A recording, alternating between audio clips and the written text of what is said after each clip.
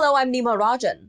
Prime Minister Justin Trudeau says the federal government will support work in the oil and gas sector by spending $1.7 billion to help clean up orphaned wells. He says restoring abandoned oil and gas wells is good for the environment, for landowners who have to contend with them, and for the thousands of workers that the effort will employ. The federal government is also creating a $700 million fund to cut methane emissions. The PM says more assistance is coming for workers in the arts and other sectors as well. Meanwhile, Conservative leader Andrew Scheer says a Team Canada approach to dealing with the COVID-19 pandemic doesn't mean you tell over half the players to sit on the bench. This morning, Mr. Scheer held a news conference to continue his push to have Parliament sit 4 days a week to hold the government accountable. The Liberals, Conservatives, NDP and Bloc Québécois continue negotiations to determine if Parliament will resume next week and whether it will sit in the House of Commons or hold virtual sittings. Meanwhile, Prime Minister Justin Trudeau and the First Ministers have spoken on the urgent need to ensure long-term care facilities have the resources they need to protect the health and well-being of their residents and workers. Seniors Minister Deb Schulte said that the federal government will boost transfer payments to provinces and territories to let them top up wages. This will compensate long-term care staff in some provinces who are now banned from working in more than one facility. Well, with Western Canadian heavy crude selling for less than $5 per barrel this week, oil and gas producers want Ottawa to help them survive the COVID-19 pandemic. The Canadian Association of Petroleum Producers wants the government to freeze the carbon tax, postpone environment reporting requirements, and delay new climate change regulations. However, some environmentalists claim that the energy industry is trying to use the pandemic to curb health and safety policies and put off regulations that will aid conservation. The governor of the Bank of Canada says the central bank would have likely slashed its key interest rate in response to plunging oil prices alone, even if the COVID-19 pandemic hadn't dealt a blow to the economy. Stephen Poloz told a House of Commons committee that the cut might have even been to the current 0.25% level. Mr. Poloz said the interest rate is now effectively as low as it can go to combat the economic impacts of COVID-19. He said the economic hit delivered by the pandemic is unlike any downturn that the country has faced before. Well, the Canadian Federation of Agriculture wants Ottawa to establish an emergency contingency fund to help farmers deal with increased costs related to COVID-19. President Mary Robinson says the agriculture industry should be second only to health in government priorities. She says Canadians could see less choices and higher prices if producers don't get help now. Some producers are said to be considering not planting crops at all because of higher costs as well as a shortage of workers needed in some sectors. Ontario's finance minister says the province wants to make it as easy as possible for drivers to get discounts on their auto insurance because so few people are driving now. Rod Phillips says the government is making a regulatory change to let auto insurance companies provide rebates to their customers for 12 months after the COVID-19 pandemic has ended.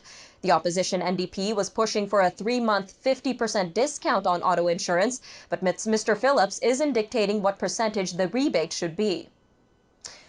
An epidemiologist at Montreal's McGill University opposes the Quebec government's idea to reopen schools and daycares to help restart the economy. Children rarely develop severe symptoms of COVID-19, and some experts believe that letting them catch it and become immunized would be help for the wider society. But Aaron Strumpf says school staff could be exposed to the virus and children could carry it to their homes and infect their parents and grandparents.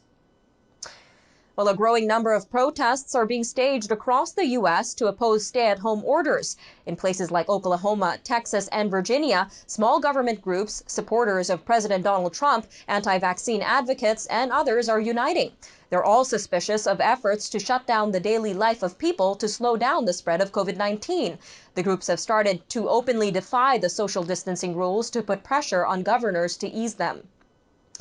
Meanwhile, new rules requiring New Yorkers to cover their faces in public are going into effect as the residents prepare for at least another month of social distancing. Under the guidelines announced this week by Governor Andrew Cuomo, everyone must wear a mask or face covering when in a public place and unable to maintain appropriate distance from others. Children younger than 2 and people with a medical reason are exempt. The rule takes effect at 8 p.m. today. Governor Cuomo announced Thursday that the state's stay-at-home restrictions will last at least until May 15th. Well, meanwhile, U.S. President Donald Trump's former lawyer, Michael Cohen, is being released from federal prison because of the pandemic and will serve the rest of his sentence at home. 14 inmates and 7 staff members at the prison holding Mr. Cohen have tested positive for COVID-19. Mr. Cohen pleaded guilty to charges including campaign finance fraud and lying to Congress. Germany's health minister says the COVID-19 outbreak has become manageable. New data shows the rate of new infections has slowed significantly. The number of people infected by every person with COVID-19 has fallen to 0.7 from over 1 just a few days ago. German Chancellor Angela Merkel said this week that this so-called reproduction rate was a key indicator that the government would take into account when deciding whether to relax the lockdown. A new UN report says Africa could see 300,000 deaths from the coronavirus, even under the best-case scenario. The UN Economic Commission for Africa says the worst-case scenario could see 3.3 million deaths and 1.2 billion infections. Experts have warned that many or any of these scenarios would overwhelm Africa's largely fragile and underfunded health systems. An 88-year-old Holocaust survivor is Israel's first victim of COVID-19. He was infected last month at an assisted living facility in Jerusalem. The man who escaped Hungary had a limited funeral because of public gathering restrictions to combat the spread of the virus. Well, an International Space Station crew has landed safely in Kazakhstan after more than 200 days in space. The capsule carrying NASA astronauts Andrew Morgan, Jessica Meir, and Russian Olen Skripochka touched down today. The recovery team and medical personnel that were assigned to help the crew had been under close medical observation for nearly a month, including tests for the coronavirus. The crew returned to Earth exactly 50 years after the Apollo 13 astronauts splashed into the Pacific after an explosion aborted the moon landing mission. Ms. Meir carried out the first 3 all-women spacewalks with Christina Koch, who returned from space in February.